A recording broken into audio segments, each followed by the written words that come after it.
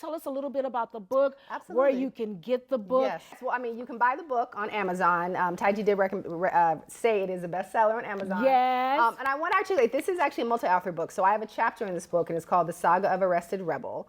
And it is about my journey to being able to, like I said, come up with a new way of living, a new way of existing that is much more conducive to living a more harmonious life between rest and work. You know, I don't advocate not working. I mean, I am ambitious, you know, and so this is the book for that person who is ambitious, who wants to be rich. Like, I'm not trying to blow up the capitalist system. Like, I believe in, you know, wealth creation. And yet I also knew that I had to approach things differently because the societal programming that we have been told that the only way to work is harder in order to get our goals. I was like, that can't be true. And the only way I'm going to know is if I begin to test it. And so that's what this ultimately became. I've read it, and it is well worth the read. Exactly, yeah. So Amazon, you can follow me on, you know, KibiAnderson.com. All my handles and socials are Kibi Anderson.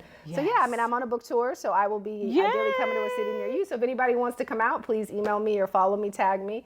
And we're going to start sparking conversations. I mean, this is intended to be a conversation starter. Yes. Because as I share on all of my kind of conversations, I am looking to build an army of rested rebels. I want rested rebels, people who are rebelling against the notion that the you gotta power... work.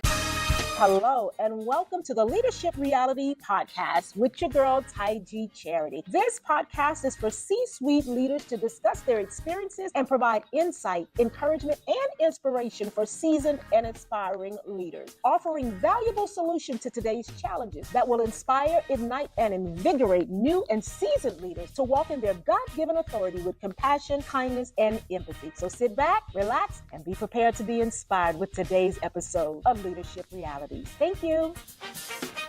Welcome to another episode of Leadership Realities with your girl, Tige Charity, where we'll be sharing, you know what, tales from the top. Our guest today is the brilliant Kibi Anderson, who is one of the smartest women I know, real talk. She is a keynote speaker, an Emmy Award winning content producer, a co-author of an amazing best-selling book, Point Taken. She's a graduate of Harvard College and NYU and the founder of Life Editor, a firm that provides communications and leadership coaching to C-suites and senior leaders. She has helped drive millions of dollars in annual revenue, created international content campaigns, and offered counsel to global Fortune 100 and startup clients. She has traversed an illustrious career, in international management consulting, film production, and technology entrepreneurship, while also managing a chronic autoimmune condition. She believes and teaches that the key to ultimate professional success is not through working harder, but embracing the power of the pause. Let me tell you, y'all, we're gonna talk about it. As someone who has benefited from Kibi's coaching, I am super duper excited to have her on the show with us today. Girl, let's get started. I'm already sweating. I know. I need to take you everywhere, Tige. It's so funny. When you have your bio read back, it is a very affirming thing, especially by somebody like you who brings the energy and the charisma and the power behind it. So thank you, It's a pleasure to be here, and I'm so proud of you too. Oh, thank you, because you just embody all of that, Kibi. A conversation with you, I feel like, is almost talking to like a female Einstein. I mean, you just have one of those brilliant, creative minds in the way you think. And knowing that about you, when did you realize that you had this leadership quality? Well, I always say that people develop the skills they need to in order to survive, in order to be safe, in order to create a sense of security. And so a lot of my thinking, and creative thinking specifically, came from the need to figure out how to get myself up from bed. I mean, get myself out of bed and get myself dressed for school and make the food and, navigate getting from my house to my bus stop. I was raised by a single mom, latchkey kid, go Gen X, for those of us who, we're definitely a part of those generations where our parents were out working and, trying to figure out how to pull the various ends together. And so as a result, I had to figure out stuff probably very early, much earlier, honestly, like in the grand scheme of things, when I think about my therapy, you know, probably much earlier than was ideal, because that comes with its own challenges, i.e. working harder. A lot of the stuff we'll get into that has brought me to my message and mission around Power of the Pause. But it serves you, you know, it requires you to have to build that muscle very young. And so I did. So I think, you know, there is absolutely a curiosity in me that I think is God-given. Yes. And yet the circumstances of my life growing up definitely, you know, I got those 10,000 hours, as they say. I hear you. I hear you. So Harvard, what led you to Harvard? How did you get there? I mean, well, we know how you got there because you're super smart and all, but why Harvard? What made you select? Well, the irony, Harvard was not my top choice. I mean, really? I am born and bred Seattle, Washington. Shout out to the 206. I love my 206 kids. And Seattle is a very progressive city, not a lot of Black people. And so a lot of my kind of foundational upbringing as a young girl was in the Black church. I mean, I went to Mount Zion Baptist Church, one of the largest Black churches in the Pacific Northwest. And my pastor, Reverend McKinney, was very, very big on education. And a lot of the people that I grew up with in church went to HBCUs. McKinney was a, you know, a Morehouse graduate. You know, I think I don't know if Mrs. McKinney was Spelman, but listen, everybody who was anybody in my church, you know, went to a historically Black college. And especially because we didn't get a lot of that Black culture in Seattle, it was almost seen as a rites of passage. So if you would have asked me my sophomore year of college where I was going, it was absolutely someplace in Atlanta or DC, Howard, Spelman, all that stuff. Don't let my husband hear you say Howard. I know, definitely. But ironically, I say this story all the time, I am somebody who makes a lot of decisions with my stomach. And my sophomore year of high school, I ended up going to a leadership development program for high school sophomores in Washington, D.C. And it was one of those things where they bring, you know, pretty gifted leaders from all over the world at the same age. And we were on campus at this college.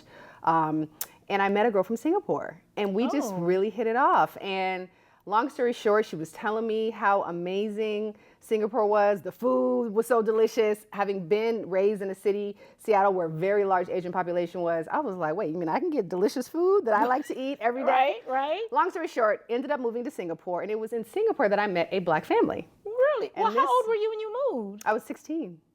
How long were you there? 2 years. Wow. Okay, go ahead. I mean, that's a whole other story we don't have time for today. But yeah, I ended up in Singapore. And again, just serendipitously, a Black family moved to Singapore. The father was the head of a then company, no longer around now, called Lucent Technologies, head of Asia. He lived in the building with one of my teachers, a white woman from the UK, and who kind of probably realized he got this Black girl in Singapore, don't know nobody, might be kind of cool to introduce her to this Black family.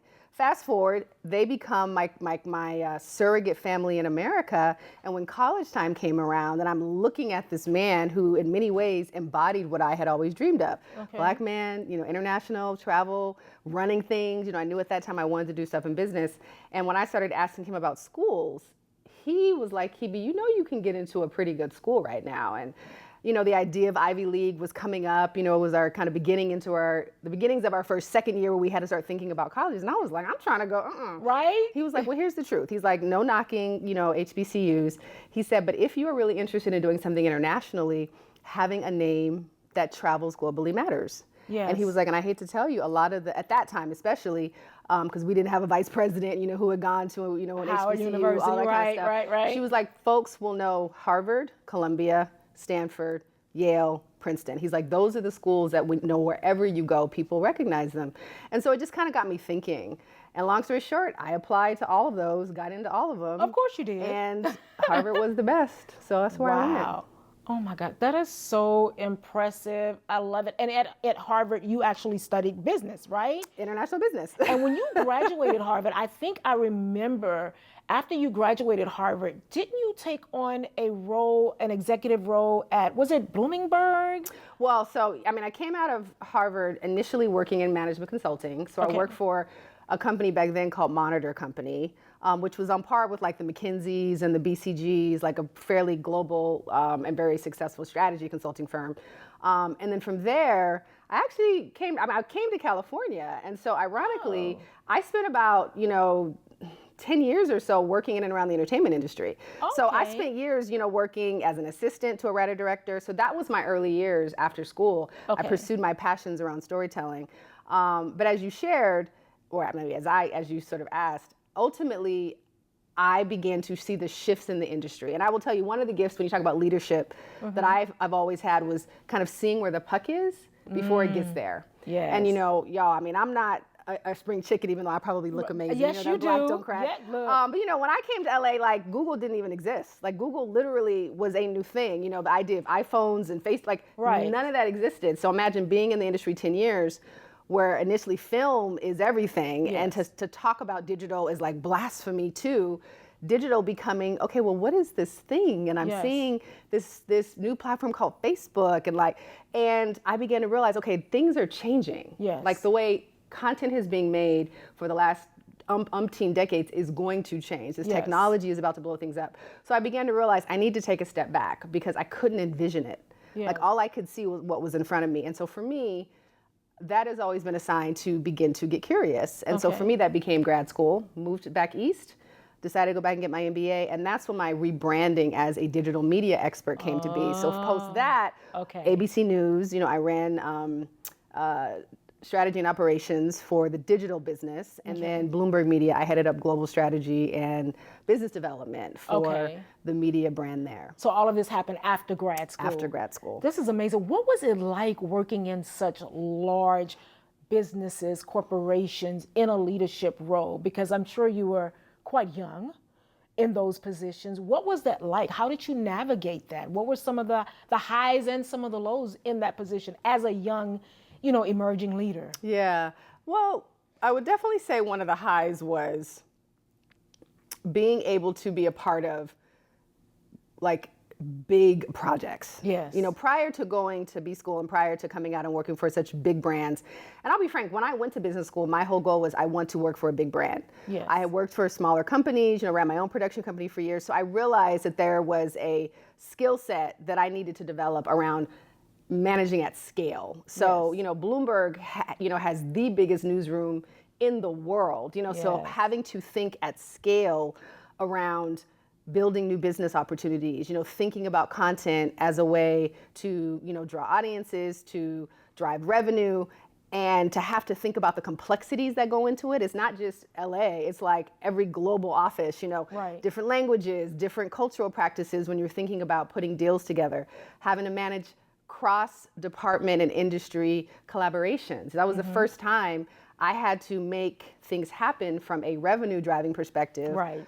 Goals I had to hit, but I didn't have direct reports necessarily that made them happen. I had to go to the head of sales. I had to go to the head of marketing. I had to go to the head of product and figure out how to get them to give me what I needed in a way that was fun and didn't piss them off, but ultimately helped them realize I need to do this. Like it had to be compelling. Yes. Those are some of the challenges that were fun and exciting because when you're operating with millions of dollars at your disposal, not, kind of tens of thousands, thousands of thousands, which had really been kind of where I was before. It's a very different level. And then the stakes are higher. To work for a company, both companies, whether it be ABC under Disney and Bloomberg under Mike Bloomberg. I mean, everybody knows Mike Bloomberg in America. Absolutely. He ran for president. So seeing him in the elevator, and I really appreciated about how he ran his business. Okay. The democratization of it, him on the subway. I mean, being able to have access to that kind of wealth and power was also very exhilarating because you get to see, oh wow, this is how these kind of things are done. Is that what helped shape you in your leadership role? Absolutely. I would say that's one of the reasons why, and you might experience this from having worked with me as a coach, there is no limit to how I think. Like when people come to me, the first thing you're going to get is, okay, cool, let's make it happen. And I don't care how big it is. And that is one of the benefits, I think, of being in those kind of rooms, like seeing what can be done with enough money. And one of the things I always tell my clients, especially when they're coming in navigating a limiting belief, is And the one you hear most is, well, God, if I just have the money. Right. And you know what I say. Girl, look. Go ahead. Money is never your problem. Right. There is enough money I'm in like, the yes, world. it is, Kibi. Money is my problem. The lack of money is my problem. Money is not your problem. There is so much money in this world. Money is not your problem, people. There is so much money in this world. Now, connections, relationships, how you're thinking, how you're approaching partnerships, that could be the problem, but those are much easier to solve. And time and time again, I have to remind, even myself sometimes that, because you start dreaming big and you're like, wait, really? Yes, really. It is possible. So those are the upsides. The downsides were corporate America is hard as a woman, as a Black woman. It is wrought with consistent experiences that can cause you to question your brilliance, that can cause you to question your experience. Yes. There is not a consistent cheering squad that is looking to see you win. And I always found myself having to navigate my own internal insecurities around worth, and a lot of that unfortunately stems from way beyond corporate, just as a child growing up, we didn't have one of the challenges of not having parents who were present, and unfortunately my father wasn't around to help raise me, is you don't have a lot of consistent reinforcement of your inherent worth. You know what I mean? Important. Your inherent worth. Like, just because you are here, you are worthy. Yes. And, I love my mother to death. And one of the challenges that I had to face with her was, because she had so many things competing for her attention, I became another one. And so my way of getting her love, her adoration, her praise was achieving. And so as we think about this journey, to me, beginning to recognize that I'll never be able to work myself to the success that I want, which is really the worthiness, the love, the adoration, all the stuff that we, in our daily lives as human beings, are consistently trying to remind ourselves. That's where that was created. So unfortunately, that stuff was still showing up in my early years in corporate America. And so I knew stuff. Like, I walk into the room, I've done the data, I know this and blah, blah, blah. The decks are great, and yet there still may be a moment where, like, I might hesitate, or when I was giving a presentation, the power and the confidence that I knew I needed would sometimes falter, and those are things that I only began to recognize as I began to see the other side, and I was like, oh, now I see why certain things I may have wanted at the time, I just wasn't ready for. So how do you help young leaders, emerging leaders, tap into that level of confidence? Because they could have all the knowledge, the education, but still be battling with this insecurity, this underlying insecurity. What advice do you have for them? What encouragement do you have for young leaders who are sort of, trying to still fill a void, and work is not going to do it? And working yourself extremely hard is not going to do it either. Yeah. What advice do you have for them? Well, one of the first things I always do is to encourage young leaders, my clients, to get to know that voice. And I talk about this, Tige, you've experienced this. Give it a name. Get to know the voice. I think we spend so much time trying to run from the fact that the voice is there because we feel shame. Yes. We feel guilt. We're like, I'm in this room. Like, why don't I feel safe? Why do I feel like an imposter? And yet the truth is we all feel that, because we all have had childhood experiences that have produced what I call saboteurs, you know, that negative voice, the voice of doubt, all those things. And so the most powerful thing you can do is get to know that voice. Right. Recognize, what does that voice typically tell you? And for me it was, you got to work harder. You've got to control. Like, if it's not this way, then that means everything's going to fall apart. And you want to begin to understand the behaviors. And I often say, look at your personal life and look at the perhaps situations that come up over and over again where you're not getting the results that you want. Right. And really examine how much of those similar patterns are showing up at work. Because they're typically the same. Society is taught us to bifurcate ourselves so much between our work lives and our personal lives. And the truth is, that is the best recipe for disaster, because you can't separate yourself. And the more you try, the more exhausted you feel, the more tired, the more burned out, all the things. So that's the first thing. And then once you get to know that voice, begin to recognize it. Like, literally, when it shows up, begin to recognize it. Say, oh, wait, okay. And I always say, like you said, name the voice. So my voice's name is Chase. Yeah, I mean, what was your voice name? At first it was Sabotager, and you was like, no, give it another name. So I started calling it Cruella. Cruella, yes. Yeah. Cruella was like in them streets, which I do. No, but yes, I mean, and I call my voice Chase because Chase was always telling me that I wasn't doing enough. Yes. I got to chase. I got to be on the hustle. And that was the voice that I realized was driving a lot of my actions. And so once I began to recognize it, then it's easier for me to see, okay, well, all these things that it's telling me, am I really getting what I wanted? Like, am I actually feeling the things that I wanted? And over time, I began to realize, yes, I've had, you said I went to Harvard and I traveled to Singapore and, came out working at huge major brands like Bloomberg and ABC. Right. All the things, won an Emmy, bought property, all the things that anybody in their 30s would be like, oh my God. I have a success, check. And I was waking up crying every night because I wasn't fulfilled. It wasn't enough. And I had what I would call a quarter life crisis breakdown in my 30s, where I just was like, what am I doing all this for? Yes. That's really what it became for me. And so as a young person, if you are finding those moments of overwhelm, getting to the point of debilitation, where you cannot get out of bed, or you're finding that there's something, start getting some therapy. Yes, absolutely. First step. And B, therapy is real. Therapy is real. And B, think about getting a coach. I mean, I would say by the grace of God, I intuitively, and maybe it's just because of situations like going to Singapore and meeting this man, who ultimately changed my life, growing up in Seattle, being around dynamic business leaders and female entrepreneurs and educators who kind of took me under their wing. Innately, I knew the power of asking for help. Yes, and that's good. Mentorship and sponsorship. And so I just started asking for help. And I think that is the thing that so many young leaders don't do. For help. You don't like to acknowledge that you don't have all the answers. Mm-hmm. You don't like asking for help. And that is the last thing you should do. Or it's, I've asked for help and I've been rejected in the ask. So therefore, I'm not going to ask anymore because I tried it and it didn't work. Yeah. Because I felt like that was my challenge when I started out. I'm, green to this. And I'm like, oh my gosh, I'm going to call. I'm admiring. And I can't get a return phone call. No one is responding to the email. So then it's like, okay, figure it out on your own. But then when you figure it out on your own so many times, you start developing this mindset. The complexes. I don't need anybody's help. I figured it out. Yeah, exactly. Yeah. And there's two responses I would give to that, because that is a very, very common kind of retort when I say ask for help. You got to ask for help a lot. Yes, so you do. The first time you get a no, and I'm one of these people, again, money's never your object. Right. No does not mean no. Right. No does not mean not right now. No drives some people. Well, and it can, yeah. I mean, I think it's about really understanding and not taking anything personally. Yes. Because a no is never a personal attack towards you. It's never a reflection of you. It is a signal of something. Mm-hmm. I'm too busy to help you right now. I mean, that is a very valid signal. Like, people reach out to me all the time right now. And in previous seasons, I had time. I do not have time. And I have given, my power to pause, point taken, but we can talk about, I have learned the art of saying no. Like, no is a complete sentence. Yes. And I've also learned how to say, listen, the timing isn't right. Yes. Come back to me in 6 months. Come back to me in a year.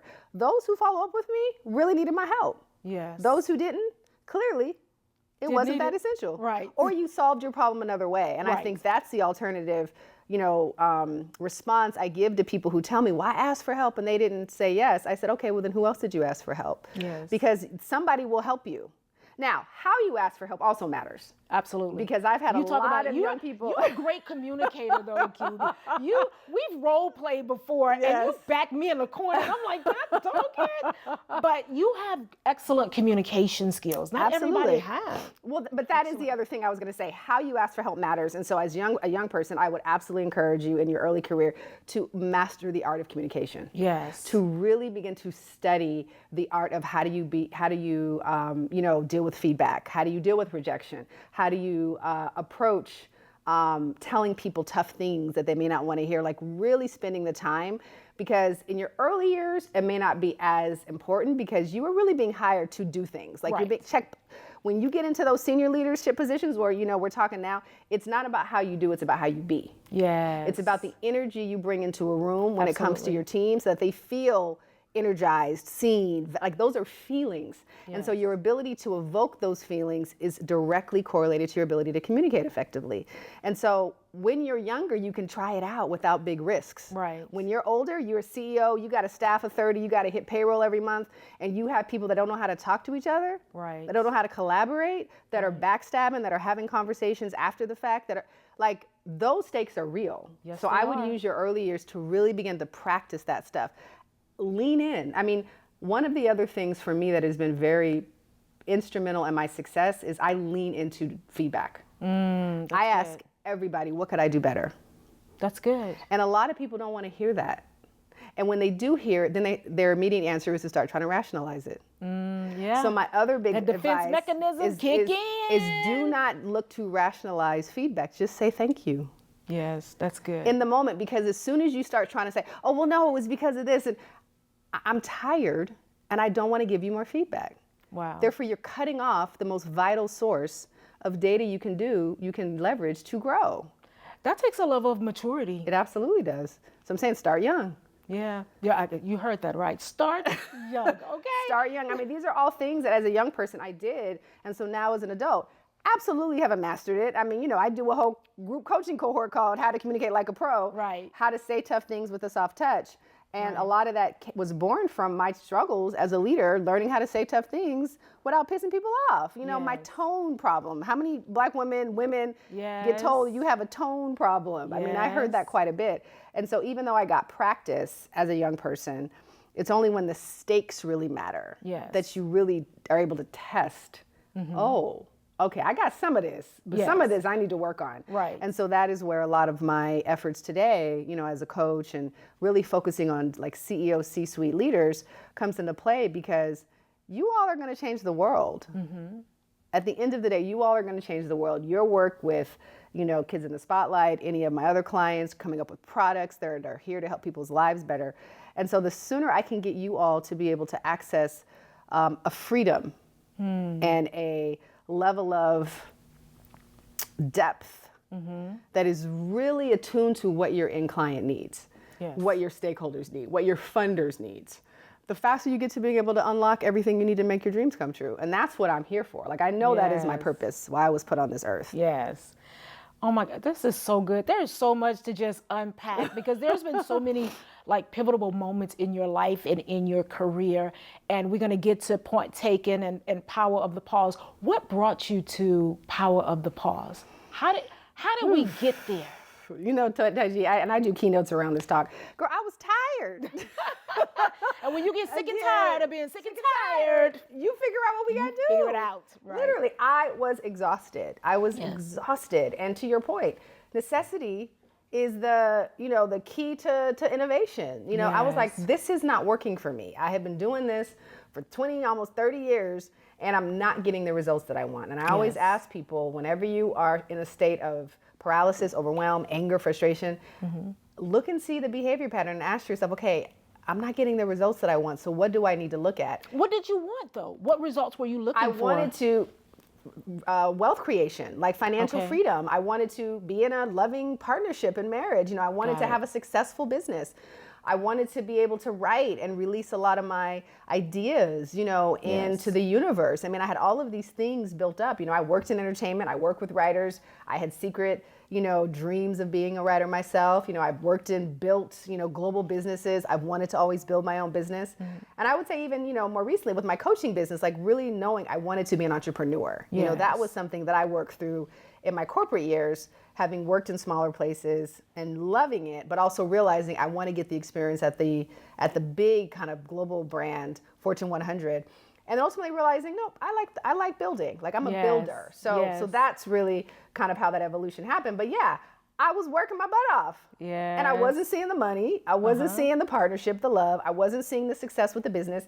And I really I hadn't been able to overcome my fear.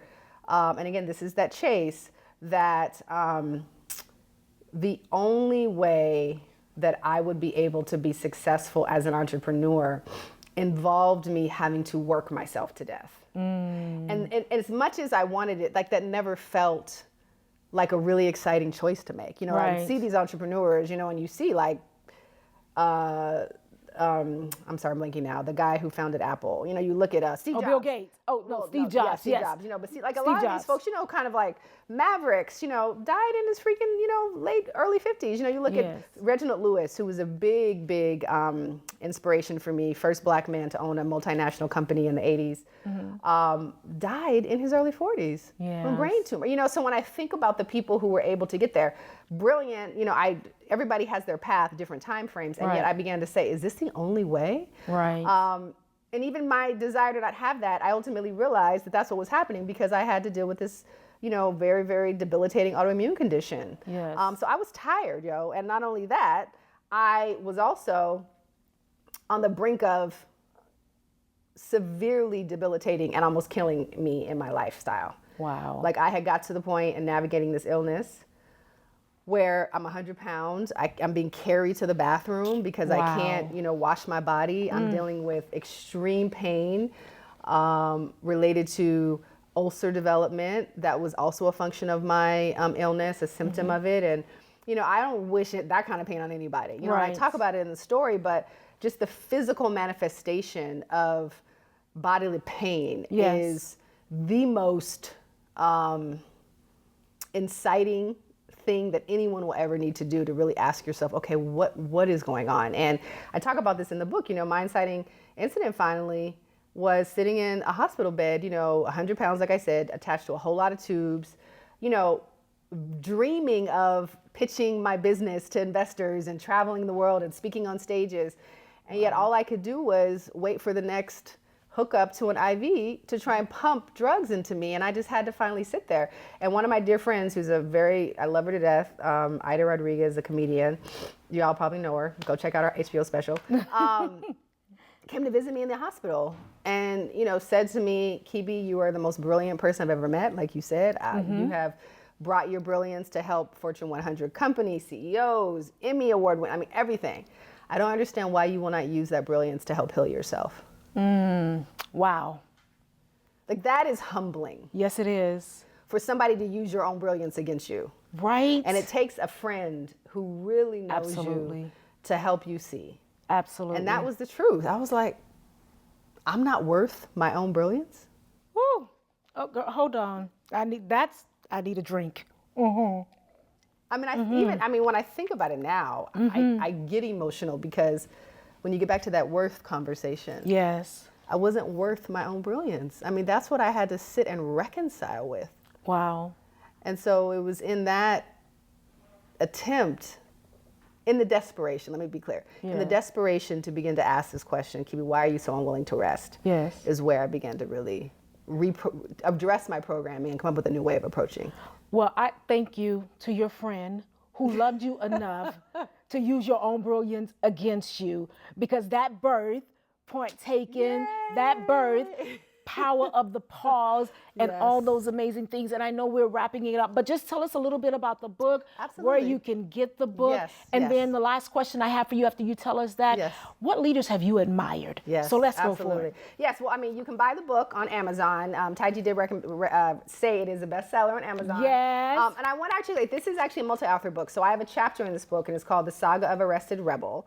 And it is about my journey to being able to, like I said, come up with a new way of living, a new way of existing that is much more conducive to living a more harmonious life between rest and work. I don't advocate not working. I am ambitious, and so this is the book for that person who is ambitious, who wants to be rich. Like, I'm not trying to blow up the capitalist system. Like, I believe in, wealth creation. And yet I also knew that I had to approach things differently because the societal programming that we have been told that the only way to work is harder in order to get our goals. I was like, that can't be true. And the only way I'm going to know is if I begin to test it. And so that's what this ultimately became. So go to Amazon. You can buy it. Just type it in. I've read it, and it is well worth the read. Exactly, yeah. So Amazon, you can follow me on, KibiAnderson.com. All my handles and socials are Kibi Anderson. So yeah, I'm on a book tour, so I will be ideally coming to a city near you. So if anybody wants to come out, please email me or follow me, tag me. And we're going to start sparking conversations. This is intended to be a conversation starter. Because as I share on all of my kind of conversations, I am looking to build an army of rested rebels. I want rested rebels, people who are rebelling against the notion that the you gotta power, work. Absolutely. And not only that, the power is actually in your working, because it's not. The power is in the pausing. And I'm not going to have time on this show, so tune in. I'm on IG, I'm on all the stuff all the time. You can find me. It is actually in the pause. And that's what blew my mind. And I was like, oh, what? Like pausing gets me X, Y, everything that I said that I wanted, when I started pausing, I got. Wow. And that's where I was like, okay, these receipts are I'm getting the results that I want. Okay, let me keep trying. And so that's where It's such this a whole different lifestyle. mindset. It is, and it's very difficult. I mean, Yes. I wrote a book. I have a tattoo. Like I rested rebel. Like I have the T-shirt. You know what I mean? Yes. It is because this is a constant journey. So I do just want to tell other people as well. This isn't something you just solve overnight. Like it is a constant journey. You got to be the turtle. I'm in my turtle season, like the small wins matter, but I promise you that if you are committed to doing this incrementally, you will see, not incremental, you will see exponential returns. You can actually accomplish more than if you were just in the grinding. Absolutely, yeah. Yeah. So who are my working on leaders it. that I love right now? That's Yes. not the question. So some old school folks, like I said, Reginald Lewis, read his book when I was, Why Should White Guys Have All the Fun? Read his book when I was in high school, transformed my life, just opened me up and just show me what was possible. But more recent, I mean, this is probably some of Fawn Weaver. Like I am just so admirable of what she's built, how she's moving, her integration of her love of God and her faith with just being a barrier breaker. I really, really admire that. I have a movement called 100 Black Billionaires, which is really focused on doing my part to create real intergenerational wealth amongst Black people, Black families, Black communities. And so she's somebody I'm really admiring right now. Great. She's a powerhouse. She's a powerhouse, yeah, She definitely. is. But there's so many. I mean, so many. I would say the two books that I would encourage people to read right now are by brilliant business people who I admire. One of which is called Connect, which is written by two Stanford Business School professors, a woman. One of them is named Carol Robin, and the other one is Positive Intelligence, which we use a lot in my coaching, which is Jaszmin. I read his book a couple years ago, maybe 2-3 years ago, changed my life. And so just when I think about the kinds of books I've read in the older years of my career and still seeing growth, those are two that I would absolutely recommend people. Absolutely. And Point Taken. Yes. That's absolutely. definitely Point Taken is given. A must read. So many gems here. And these are stories by 11 women, myself included, who are brilliant, who are businesswomen, and who are at the top. Yes. And if you're looking to either stay at the top, because maybe you're struggling, there's something in here for you if you're a young person. Men, women, it doesn't matter. Looking to get to the top, there's so much here. And it's stories that you can see yourselves in. So I would encourage you to definitely pick this up. So relatable. Kibi, thank you. You another one of my girls that I could just spend.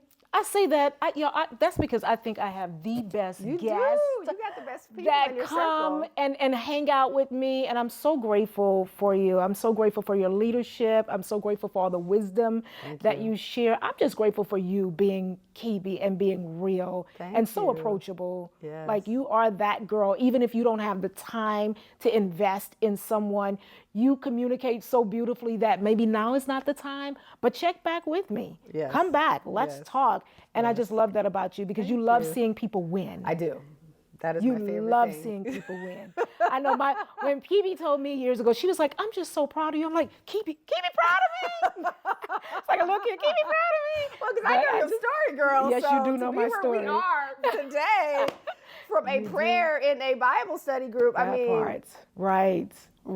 That's not my God. Well, I just thank you for your investment in just nuggets along the way throughout the journey and really pushing me to even be on my comfort zone. Yes. So I'm grateful. You guys, it's just not on our side sometimes. But I hope that you have heard something today that will help you on your leadership journey to excel and know that you are not alone on this journey. So please remember our 3 favorite words: subscribe, like, and share. So until next time, remember that your leadership matters. Thank you so much. Have a great day. Bye.